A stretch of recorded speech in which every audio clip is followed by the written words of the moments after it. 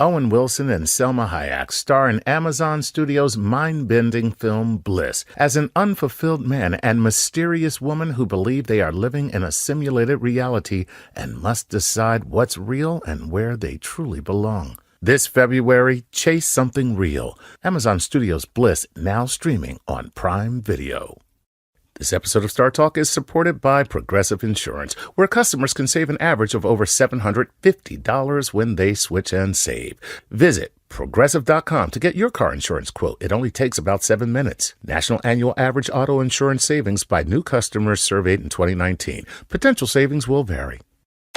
From the American Museum of Natural History in New York City and beaming out across all of space and time, this is Star Talk, where science and pop culture collide. This is Star Talk. I'm your host, Neil Degrasse Tyson, your personal astrophysicist. And today, we have a special edition of Star Talk featuring my conversation with actor, producer, writer, filmmaker, entrepreneur, Edward Norton. Edward Norton, welcome to Star Talk, dude. Thanks. Thanks for coming on. This is the only Star Talk I would ever go on.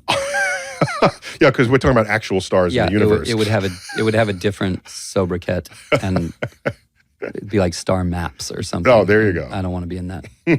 So what we like to do with our guests is just get some background understanding of what might have been some early science or math influences in your life, if any. Just curious, just in school, where'd you grow up? Grew up in Columbia, Maryland, between Baltimore and Washington. Baltimore family. Orioles fan? Lifelong. Yeah, okay. Season ticket holder, kind of. Yeah, I grew up there. From that time? I went to public school my whole life. I had many terrific teachers in our little public school, and that's very encouraging, by the way. Yeah, and I was ecumenical in my academics, and then I liked everything. Kind of, I hated high school. I wasn't popular, so I was very isolated. So I enjoyed school. School was my that those two things go together. Learning things, music and science and history and reading books and going to the theater.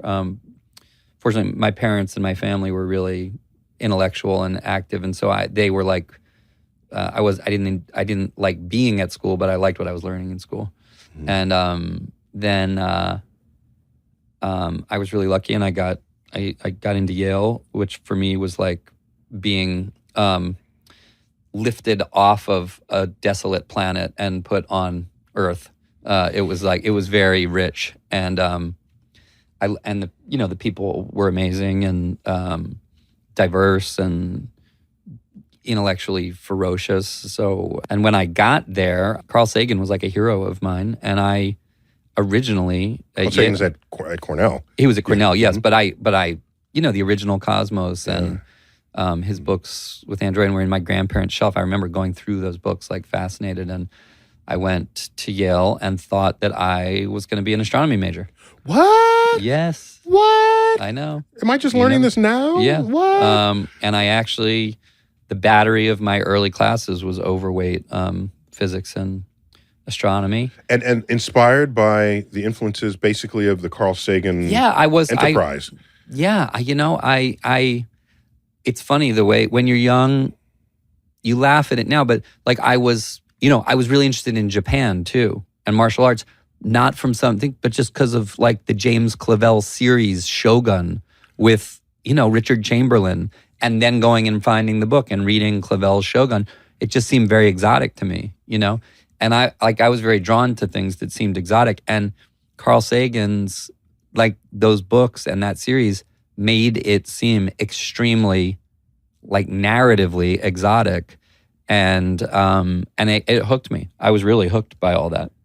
And so then what happened? Yeah, I know. It all went south. There's an off-ramp there somewhere. It all went south. The funny thing is I was doing theater in my life. In my young life, I was very into theater as well. My mother taught Shakespeare, and The high school plays kind of thing? Yeah. And I went to a theater arts school outside of my high school, which was kind of my happy spot. And but I didn't have, I liked I wrote little plays and I made little films with my video cam, and but it wasn't like in me like that's what I want to do, because I didn't have a very developed sense of the actuality of doing that. Whereas in a funny way, I really did feel like the Sagan, the thing he did, made it look like, now that's a thing to do. That's like, and I really did go to school thinking that's what I want to study.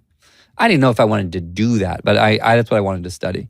I mean, to do it professionally versus... Yeah, I wasn't like an 18-year-old with a directed sense of a career at all. I just was like, this seems like cool to learn about. You're at Yale, you're thinking of astronomy, physics, math has to be in there. So then what happened? Well, I have a couple of memories. So I need to say that in a different way. I didn't mean to sound disappointingly. Yes. What transpired? Yes. Yeah, exactly. Well, I remember one very funny thing was that one of my freshman year astronomy professors, I believe she was Dutch, was a woman named, I want to say Patricia Vader. Okay. But her name was Vader. And this is in Darth. 1987. And she entered the first day of the lecture, class in astronomy, wearing all black, including like a long black sweater and black boots. And as she walked down to this stage, like people started to laugh, and someone goes dun dun dun dun dun dun dun dun, dun. And everyone was like, "This is great. She's leaning into it. This is going to be fun." And she got up and gave this look like, "What's all this?" Like she clearly wasn't in on the joke at all. And then it was sort of like, "Oh, this is not going to be a lighthearted romp through." Through astrophysics, and it wasn't. I remember thinking it was a bit of a grind. So you didn't survive the baptism? No, I did. But what actually happened was I was taking some physics classes and things like that, and I had a roommate who was not from some moneyed family with alumni at the school, but showed no evident talent for any academics whatsoever, was inebriated a lot of the time, came from sort of a Western Pennsylvania public school or whatever, and none of us could figure out how he was at Yale or what he was doing there. And one day toward the end of, I don't know, the first year or something like that, he was very affable, but he really seemed pretty dysfunctional to me. And he was bothering me about let's go watch football and drink beer. And I was like, I have work to do. And he was like, well, what's the problem? And I was showing him, I had been diligently working on my problem sets all week, and I was Your still math and physics. Yeah, and underneath. And he was like, let me see. And I showed it to him, and he starts laughing at me and proceeds to say, what's the problem here? And then just basically schools me, takes me through a week's worth of work, corrects it, fixes it, shows me how easy it really was. And I looked at him like, what the F? And he goes, yeah, that's my thing. And I said, what's your thing? I said, I've never once seen you out there. And he goes, I'm in the graduate school. And he was 18, and he was taking I don't even know what the number on it was, math and physics, basically at a graduate level. And I had this real light bulb moment, a real epiphany, a window into this guy has a gift, a gift that you don't have, that I do not have, and I am not going to catch up with this. And it wasn't a competitive thing. It was more this is a gift, a talent. And I meditated on it a lot in the rest of that year because I was really struggling, and other things I was excelling at. I leaned into them, and they carved like butter for me, and I redirected at that point. So this roommate was a pivotal moment for you. Very. Wow. But I stayed lay fascinated. Which is fortunately in my field, it's possible to be because Yeah. there's a lot of popular level books, There is, yeah. documentaries. You can just hang on But to I, it. I would read Feynman and read all, everything that I ever came out in sort of a popular matrix. I've always kept up with and been fascinated by it. And I think I mentioned when I literally like the first film I made, where I ever made like more money than I needed, which was maybe 3 or 4 films in. I think the first like check I ever wrote to any institution for over $10,000 was to the planetarium here to fund a astrophysics departmental role for like 2 years or something like that. Excellent. Well, Yeah. thank you. There you go. Well, thank you. And I came in, I talked, it was before the renovation, Uh-huh. well before, because I would say this was in 97 or 98. Okay. All right. And that was sort of my like nod to my, Well, my thank past you. interest. Thank you. Yeah. Because those early monies were taproots for a lot of what Yeah. would come here. Because we ultimately created a brand new department of astrophysics and hired I know. faculty.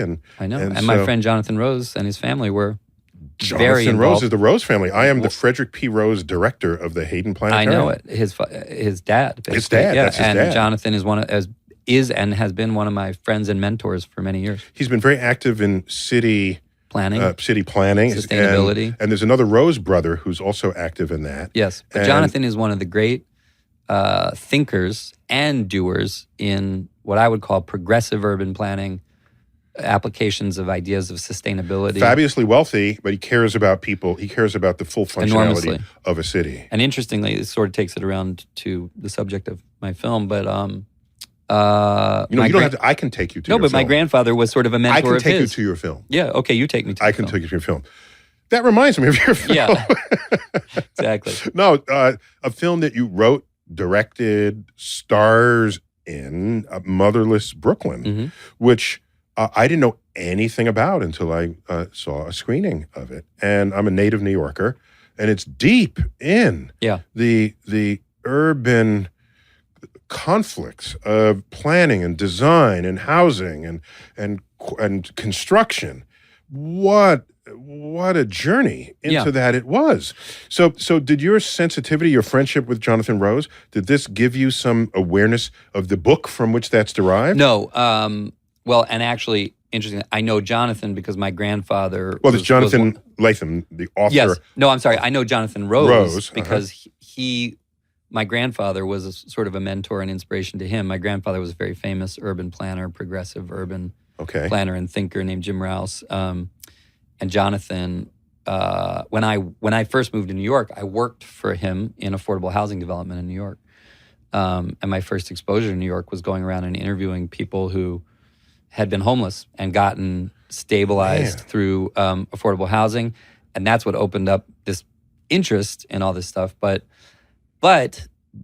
lest it sound like a documentary, my real, what drew me into it was the book.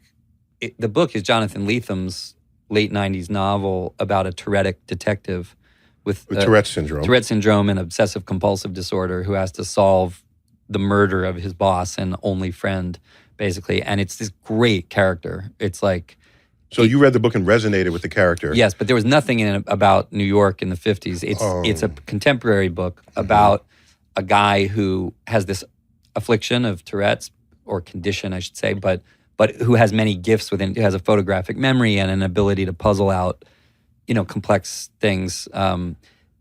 But it's Jonathan's book, which is beloved, it's really a character study. It's a character study of this mind. You're inside his head, and the plot is Byzantine and sort of a frame for this character. But when I became interested in adapting it, I said to Jonathan that To the author. Jonathan Latham. He's from Brooklyn, born and raised, and I said, look, if this is the greatest character and the greatest like interior mental landscape, but a film is a tableau. It's a bigger tableau, and I knew Jonathan loved noir films, and I sort of proposed to him. I said, this is a little radical, but what if we take the core of this book, this guy with this condition, but we set it in a moment when if we open it up into New York social history, instead of sort of dispense with the plot of the book and let it be let this Tourette detective take us into a more Chinatown scale canvas of what Chinatown is in the film. Yeah, Chinatown, the film, like yes. which I love as a film because it's a great atmospheric, sensual. It's very atmospheric, right? Film. You're in the streets with them. Yeah, while they're and there. it's about the crimes underneath the veneer of LA. You know, it's about what's the shadow narrative under a place that has a sunny American narrative, literally. But I think that But as an actor, you read this character and said, I want to play this character with Tourette's syndrome. Yes. And obsessive compulsive disorder. Yeah. With these, you just said, this is me. Well, I thought this is a great challenge. This is hard. Okay. You know, it's like, you know, maybe in... We do things because they're hard, not because think they're about easy. Yeah, exactly. Yes. I mean, I think in your field, what draws anybody if not the things that are hard, Of right? course. Hard to figure step out. right up to the plate. Yeah, for you that. say, ooh, let me get into that, because if you cracked that, wouldn't that be very satisfying, right? So did you have to... Did you speak with Tourette's syndrome experts? How did you prepare for this role? There's not. That's a cliche question, but but you know, the mind is a crazy place. It is. It's well documented. Oliver Sacks wrote about Tourette syndrome. Mm-hmm.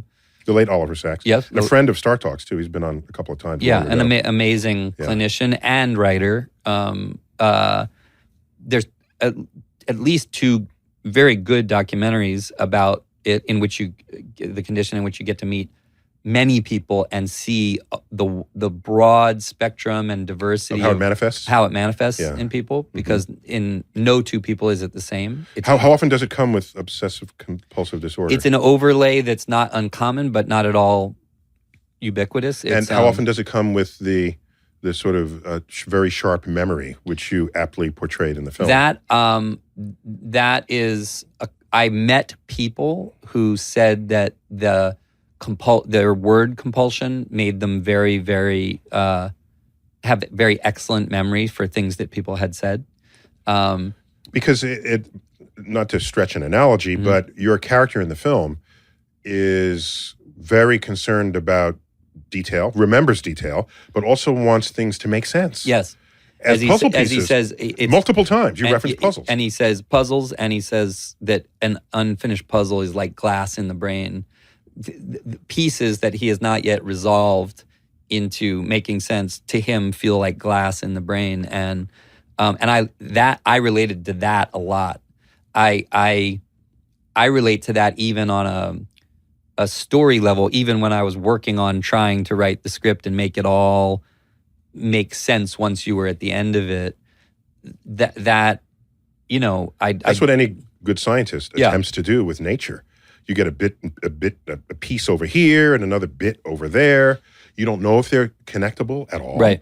Maybe they are connectable, but you need other pieces between them to know that they're part of the same puzzle. Yeah, and you know what's really funny is literally, it's Tuesday, this Sunday night, I was in Palo Alto. I presented one of the breakthrough prizes for science. It's this new thing that's very high lucrative prize. Yes, yeah. I think it's one of the largest cash prizes for scientific achievement in science and math in the world. Bigger than the Nobel, yes. $3 million. Yes. So it's like 3 times bigger than the Nobel, right? Yeah, Nobel's like 1.5, yeah. Oh, is it now? Yeah, so anyway, very substantial. They've invested wisely over the years. Yes, exactly. But they also, you know. Who did you give it to? Who did you present? So that's what's interesting. The person I awarded to was named Jeffrey Friedman. He's a clinical doctor. He created a drug called leptin that basically he figured out what the gene is that controls the body's digestion of fat.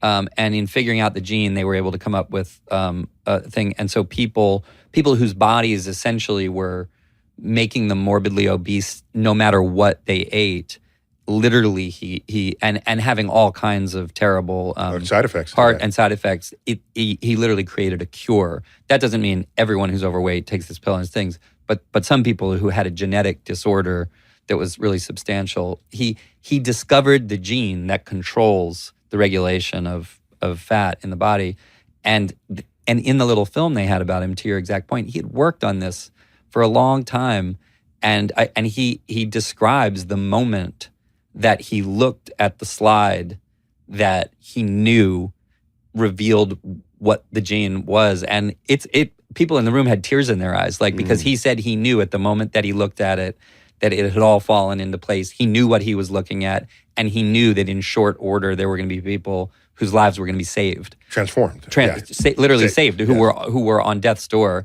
And then they brought this woman out who is built like an athlete, who was dying and was saved by the drug. It was unbelievable.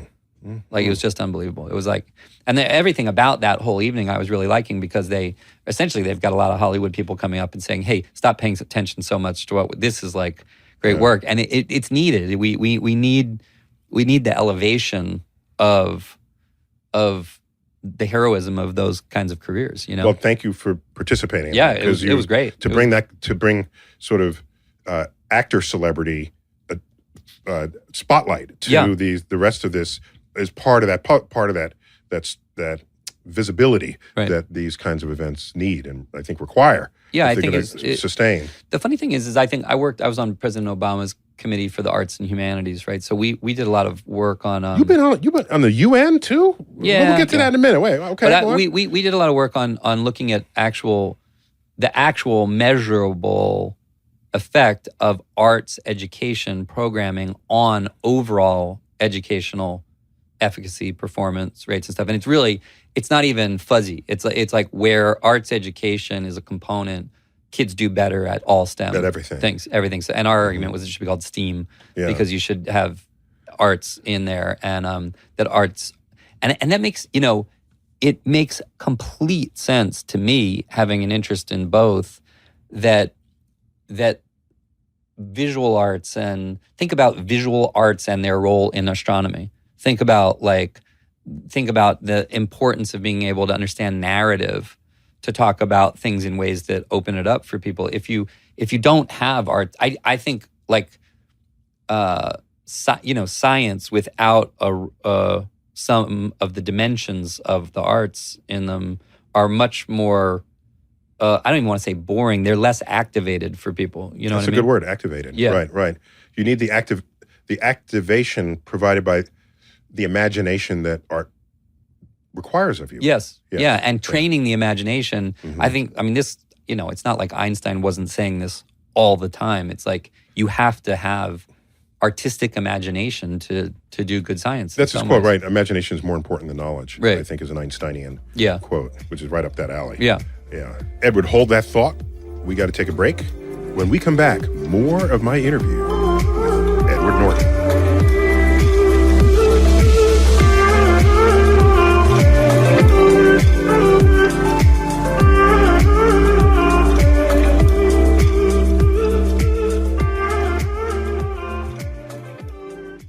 Wondery's American Innovations presents Mission to Mars. This season explores what advancements have been made and what it will take to send humans to Mars. On July 20th, 1989, President George Bush announced his vision for a manned mission to Mars. Nearly 3 months later, NASA published a complex 30-year plan to get humans to Mars. However, Congress refused to authorize the spending, and NASA's manned mission to Mars was grounded before it could even start. Over 30 years later, the power of government and big business necessary for such an undertaking is finally starting to come together. And now, the next chapter of humankind's space race is on. If you're a Star Talk listener, you know that pushing the boundaries of space exploration is always a compelling story, and Mission to Mars brings that story to life. Listen to Mission to Mars from American Innovations on Apple Podcasts, Stitcher, Spotify, or even 1 week early by joining Wondery Plus in the Wondery app. Wondery. Feel the story. Are you always taking care of your family? Do you often take care of others and not yourself? Well, now's the time to take care of yourself because you deserve it. Teladoc gives you access to licensed therapists to help you get back to feeling your best, to feeling like yourself again. Sometimes we don't know how much we need to talk to somebody. Take it from me personally. During the entire pandemic, I have had virtual sessions, and it has been such an incredible help. Now, with Teladoc, you can speak to a licensed therapist by phone or video. Therapy appointments are available 7 days a week from 7 a.m. to 9 p.m. local time. Hey, maybe you're feeling overwhelmed. Maybe you feel stressed or anxious or depressed or lonely, or you might be struggling with a family issue. Teladoc can help. No need to wait months to get a therapist. Teladoc is committed to facilitating great therapeutic matches, so they make it easy to change counselors if needed for free. Teladoc therapy is available through most insurance or employers, and individual plans are also available. Download the app or visit teladoc.com/StarTalk today to get started. TELADOC.com/StarTalk. Bringing space and science down to Earth. You're listening to Star Talk.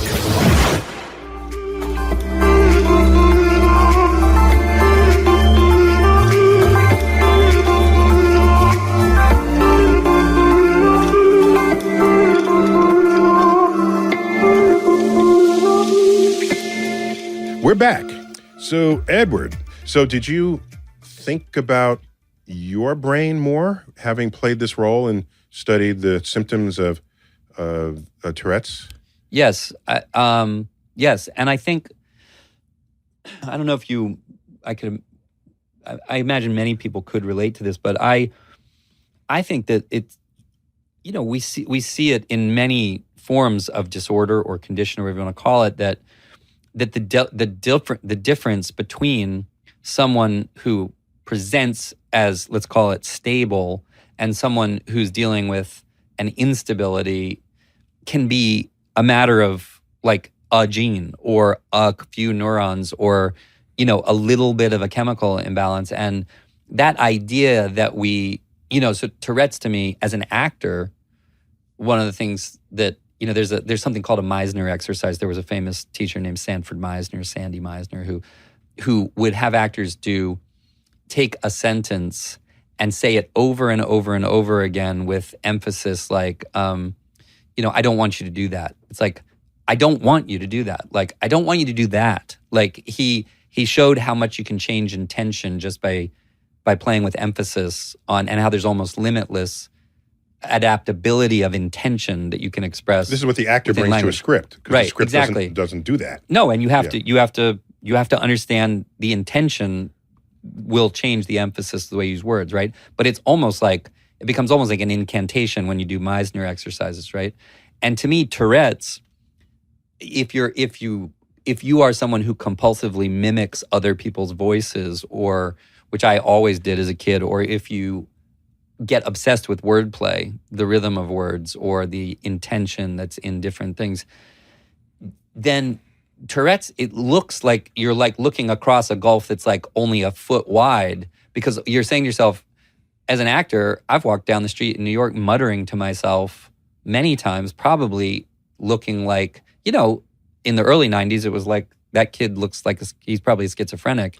Now they're like, oh, it's Edward, he's probably rehearsing something. You know what I mean? It's like New York is very tolerant in a way of people muttering to themselves. But I think that the idea of Tourette's that's in the book, which is a voice in the head that you're doing battle with, a part of your brain that is trying to suppress another part of the brain from doing something unrestrained or anarchic. Everybody's having that conversation all the time. It's just a matter of whether it spills out of your head. Is it literal? Yeah. Is it made vocal? And I think the idea of being in battle with your own head is something like, I'm not sure that there's anybody who can't relate to that, And so I think I like that idea, that he as a character with Tourette's, it's exotic because it's so extreme in him, but it's not actually unrelatable. It's like it's easy to get fairly instant empathy in the beginning of the film when he tells you, I have something wrong with my head. Right.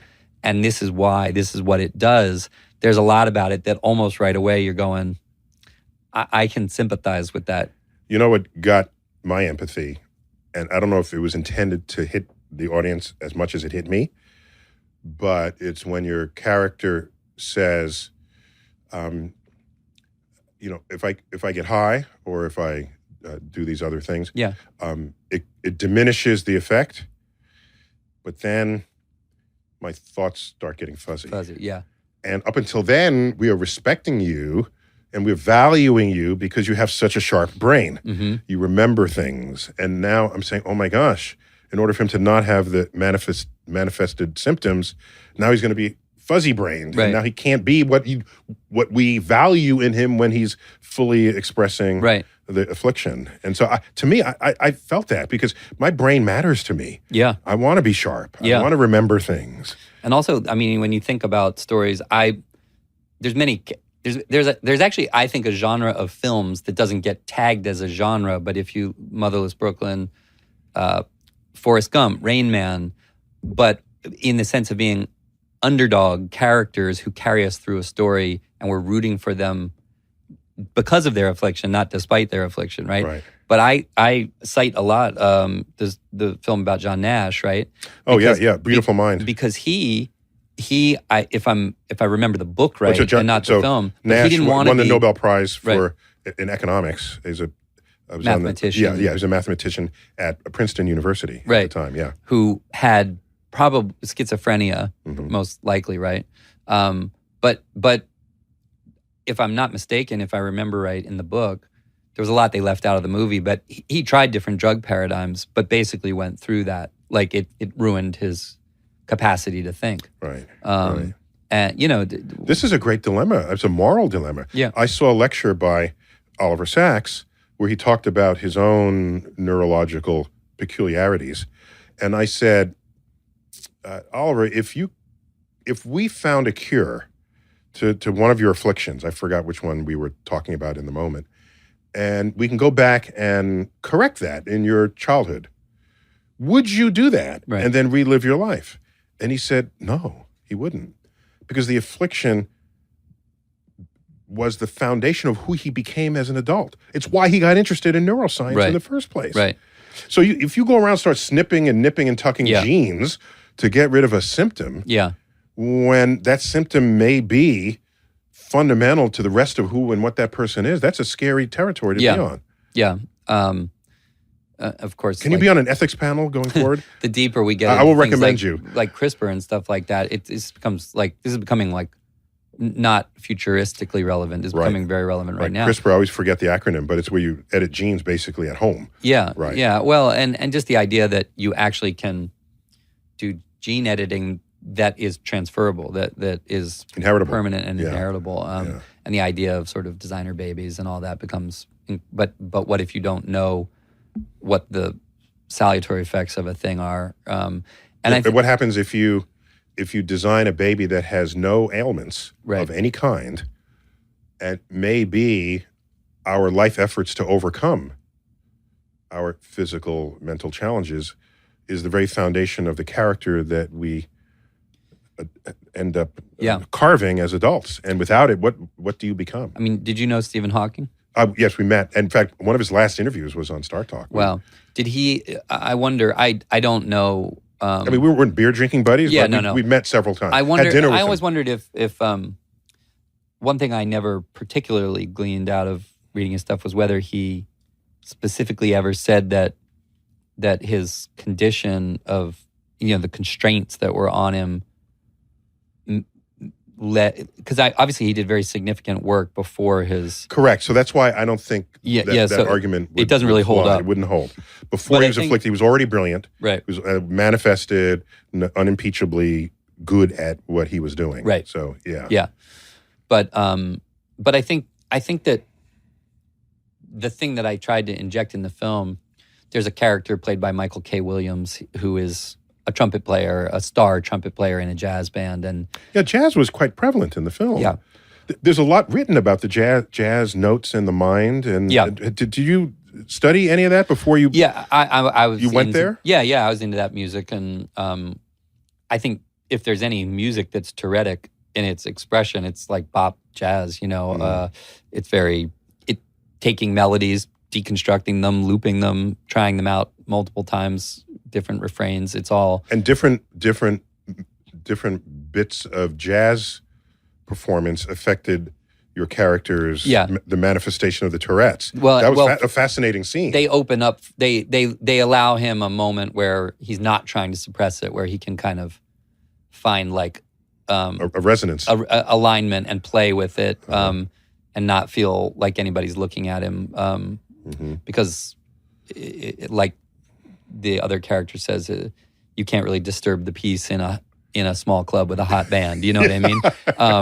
And I think that the conversation they end up having, where the trumpet player says, like, your head is like mine. You're twisting things over and boiling around, and some people call it a gift, but it's a brain affliction. Right. And just the same. He's talking about music.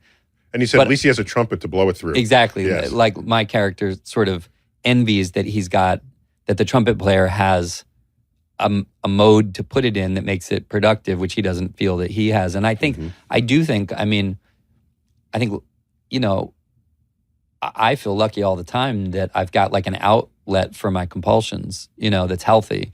Because I'm sure lots of people who just don't get introduced to, they don't get shown a vector down which they can apply the like, you know, the high speed, you know, if you have a brain that's working in a very high gear, but you don't have an outlet for it, it can take you in all kinds of addictions and all kinds of other, you know, terrible places. So I think it's like when people talk. So you're saying addiction is just a misdirected compulsion? I'm not saying that generally, not to but I'm saying, simplify it but I'm that way, saying but people. it's If you fascinating think about thought. people, when we talk about like why do we want to cultivate? Like, think about how many kids, you know, have hyperactive minds and stressful situations, and the you know, the pleasure and relaxation they can get from being given a framework into which to put their thinking. I mean, if you That happened to me in 6th grade. yeah. I was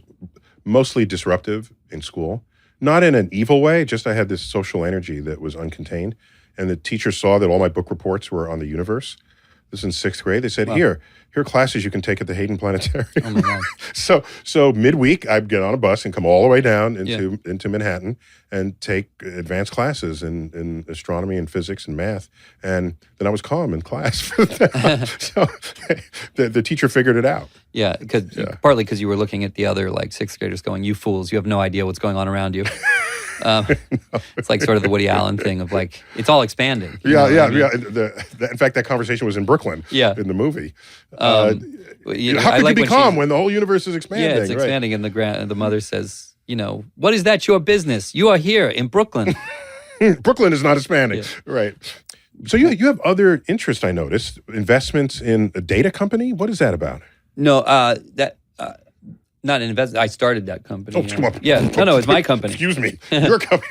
Yeah, it's we do a data company. What's going on there? This gives you serious street geek cred, just so you know.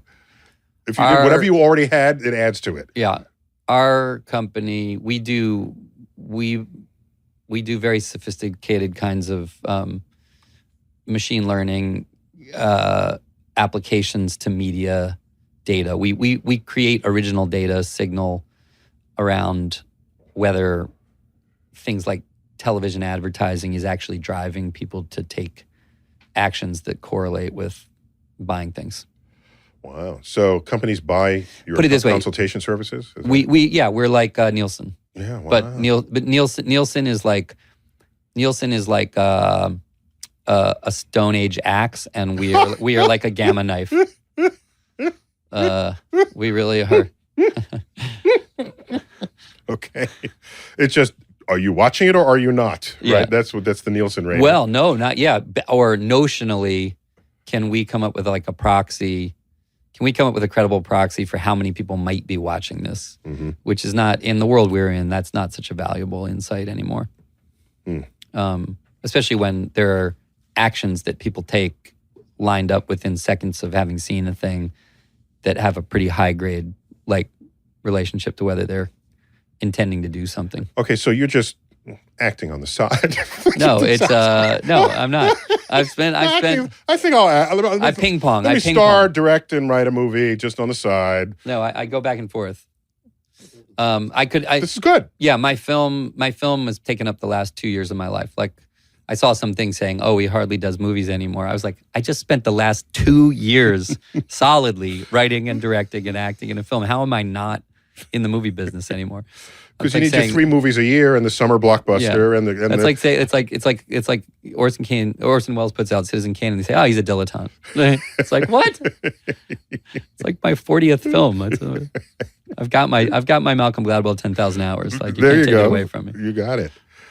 So what's this about United Nations Goodwill Ambassador? By the way, the idea that there are any Goodwill Ambassadors at all is just a great concept. But you're the Goodwill Ambassador for biodiversity? Yes. Where did that come in? Well, my dad is a career conservation litigator and organization builder, and my brother, sister, and I grew up in the conservation, environmental sustainability trade. Man. Okay. And I've been involved in. So you got the interest and the pedigree to be exactly that. I've been involved in a lot of work on community-based conservation and sustainable economic development, and they needed biodiversity is a very it's poorly understood. I think that we're moving. You know what they should call it? Bio-interdependence. Yeah, well, this is Edwin O. Wilson, right? Yeah. Consilience, that idea that I think that he's done in that field, I think what you've done with astrophysics and cosmology, he's helped people understand that interdependence. But the problem is, like, I think in our modern, let's call it in the last century, between when Teddy Roosevelt and Gifford Pinchot kind of essentially started, and John Muir, that's the fountainhead of the American conservation movement, right? Mm-hmm. It went through all these phases of sort of like preservationist moves because of the intrinsic spiritual value of wild places and nature. And we've definitely gone through this like 70s, 80s version of like the panda, the elephant, like these iconic, fauna. And it's saying, we need to save these animals because not so reductive that they're cute, but because they're important, they're iconic, right? And the problem is that biodiversity. Well, we tend to want to save fuzzy animals. Yeah, macrofauna, I think, and we don't realize that like with $10 trillion, we couldn't replace what bees and butterflies do to our economy, right? Mm-hmm. We cannot replicate what beehives do in our agricultural economy. Actually, have you seen the series Dark Mirror? Yeah. On Netflix. So Black Mirror. Black Mirror, yeah. One of the episodes, they have artificial bees. Yeah. They're running out of bees. They made bee robots. Yeah, and that's not happening anytime soon. It's not. No one should kid themselves. And yet, we're having this huge collapse of pollinator diversity and all of it, and the ramifications, the idea that we have to understand biodiversity within our economic framework. We have to realize that like fisheries are collapsing globally, and the ramifications of this are almost unquantifiable. So it's not just animals, but plant diversity too, the corals and all the rest of that. So the fact that you have this sort of a genetic lineage of biology, biodiversity, and conservation, and you have the luminosity being an actor, that's, I guess, the ideal combination to be an ambassador. Well, yeah, it needs a narrative too. Because and a narrative which you have training in constructing. Because I'm just trying to think, who makes a good ambassador? You got to be able to answer somebody's question about this. You can't just be a pretty face. Right? Yeah, you got to have some teeth behind the stage accessories is not doesn't persuade anybody. Right. By the way, I think no joke. I think what Jim Cameron did with Avatar is, to me, when people say like, well, what's the role of Jim has all the money in the world. He doesn't need to make more Avatar films. He is making more Avatar films. 3 more coming out, right? Specifically because his conviction is that we need a mythology. Young people need to get invested in a mythology that puts alignment with natural systems in a heroic presentation, and extractive, non-sustainable villainy into a villainous construct. And Avatar's the most popular, it's the most seen piece of filmed entertainment ever made. And it has, the central emotional event is a tree falling, you know? Yeah. I mean, this is very significant. Like, it's like, that's how you build cultural values. It really is. You get a generation of kids feeling like, this is awful. I don't want to be like a part of that destructiveness, you know? And they get it from early on. Yeah. Yeah. So that means really you should be ambassador for many things. Yeah. I need to be an ambassador to sleep for the next few months, and then I'll consider my other ambassadorships. We got to take a break. When we come back, more of my interview with writer, producer, director, actor, Edward Norton.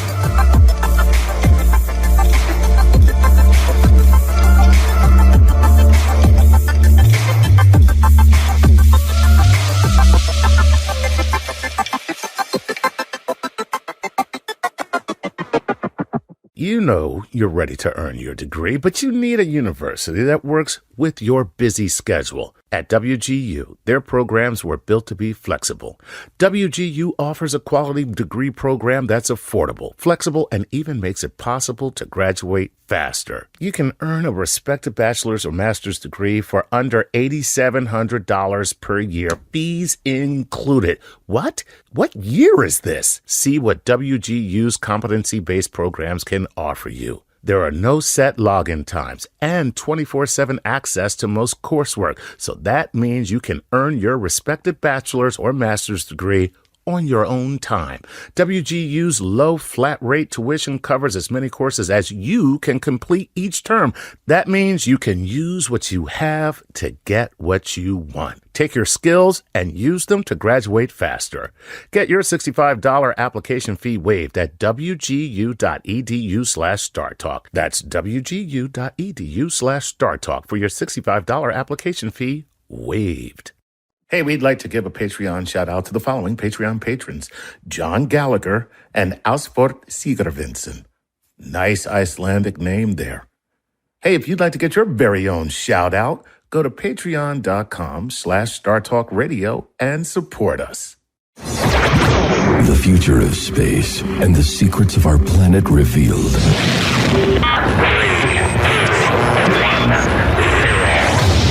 This is Star Talk.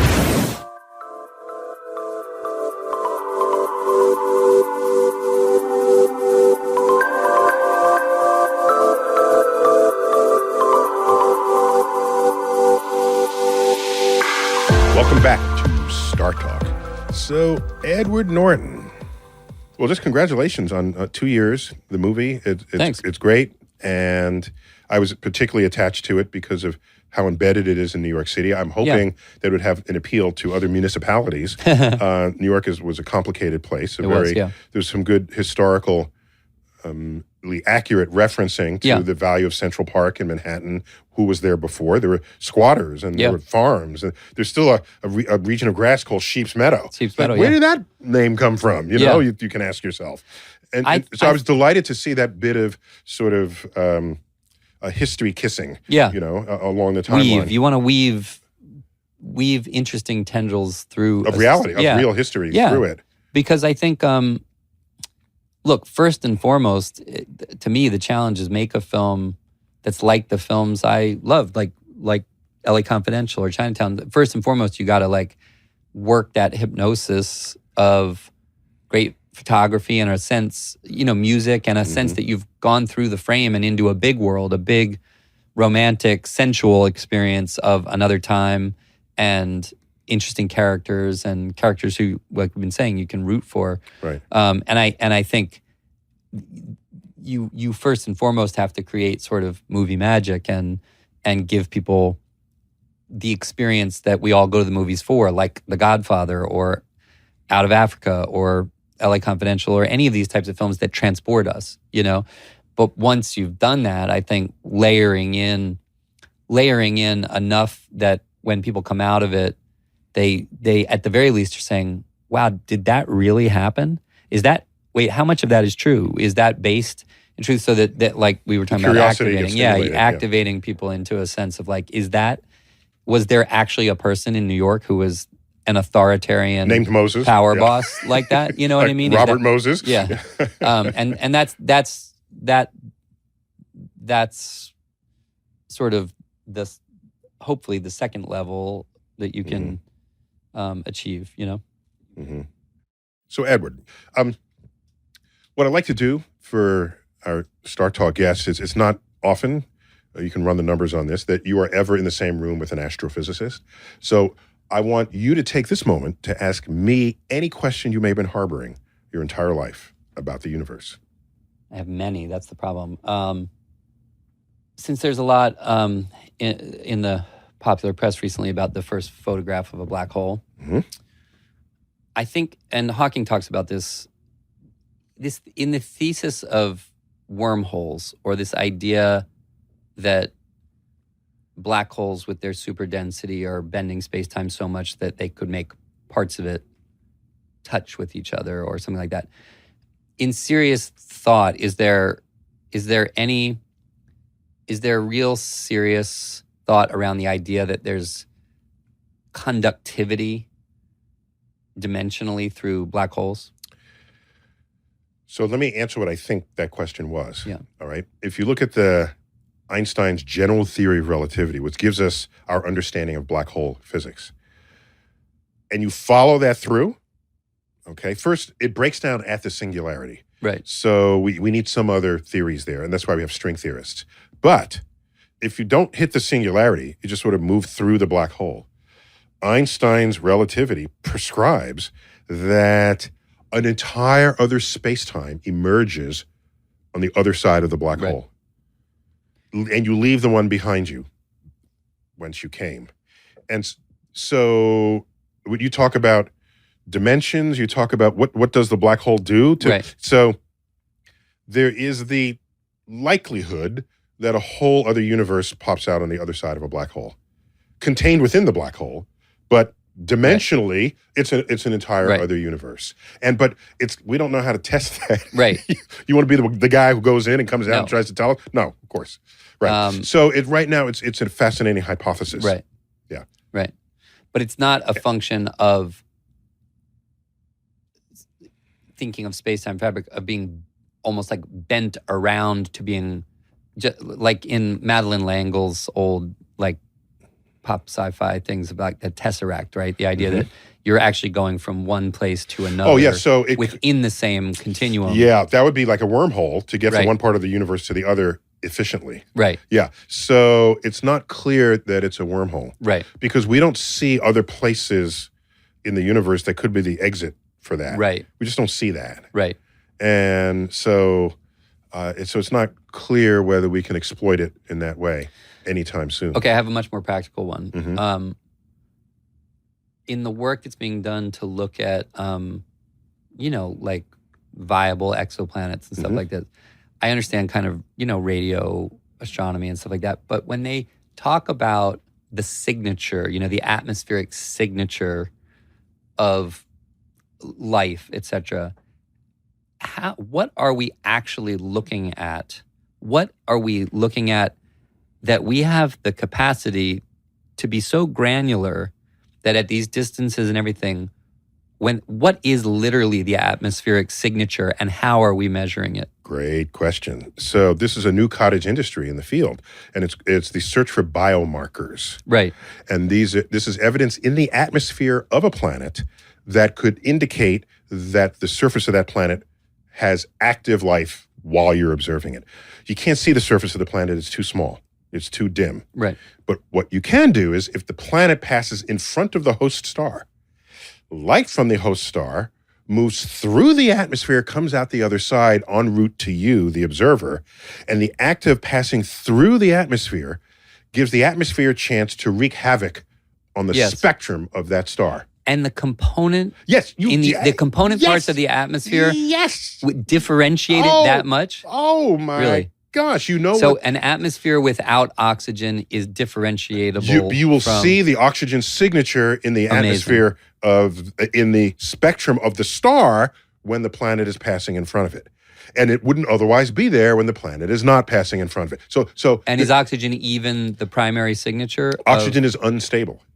We have oxygen. If you got rid of all life on Earth, the oxygen would slowly disappear. Right. So something has to keep churning it out, like our plant life. There's a whole portfolio of unstable molecules which if you find them in an atmosphere, something's generating it. Something's generating it. And so you can look at the kinds of things that make that life does. Right. And so be oxygen or carbon or methane is another example. Right. Methane, termites give off methane. Right. So do cows through their flatulence, right?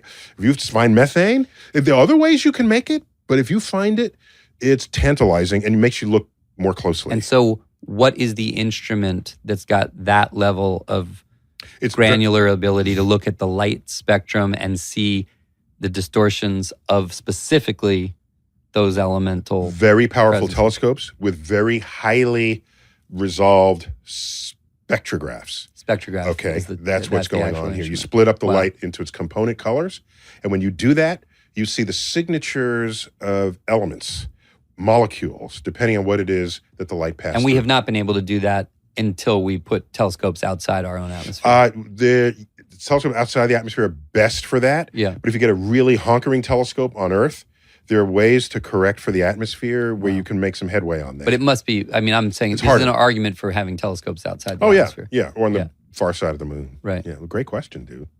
Are we putting one on the far side of the moon? So China landed a spacecraft on the far side of the moon for the first time. So there are more players in this right now. But the problem is talk about a telescope because it's on dark the dark and side, it's not always dark there, but it's shielded from Earth's contamination. But you need a way to communicate around the bend of the moon. Right. So you need satellites. Satellites or transmitters along the edges, this sort of thing. But yeah, that's the future. That's the future.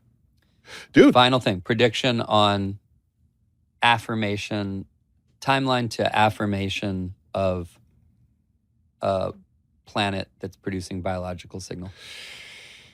I give it 10 years. If not Mars itself, right in our backyard, I give it 10 years. At the rate at which we're at it, our lifetime, definitely. Yeah. My son, who's 6, when we were talking about this one time, he said, "Oh, Dad, they already know there is life." And I said, "Really? How do you know that?" And he said, "I saw it on my Magic Bus series." Oh. So So he got it first. Knows. Yeah, there's an early signals to the front. That's great.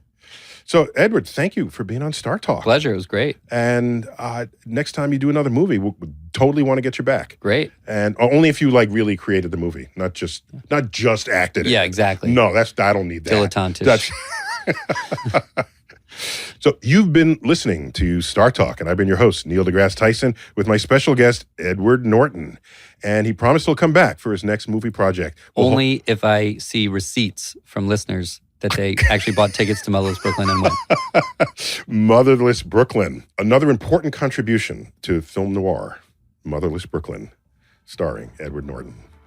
So, you've been listening to Star Talk, and I've been your host, Neil deGrasse Tyson, your personal astrophysicist. And as always, I bid you to keep looking up.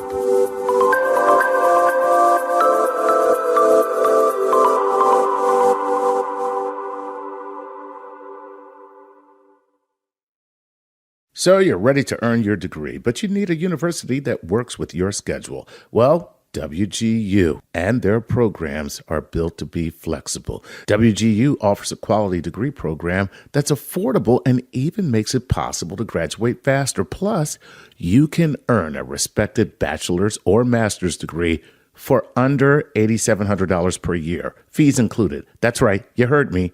That is the correct, $8,700 per year. Let your experience and dedication help you earn your degree faster. See what WGU's competency-based programs can offer you. With no set login times and 24/7 access to most coursework, you can really earn a respected bachelor's or master's degree on your own schedule.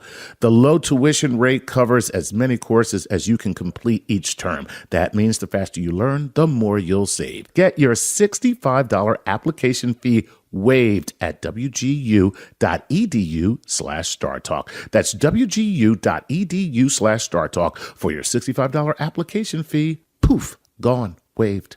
For your $65 application fee, poof, gone, waived.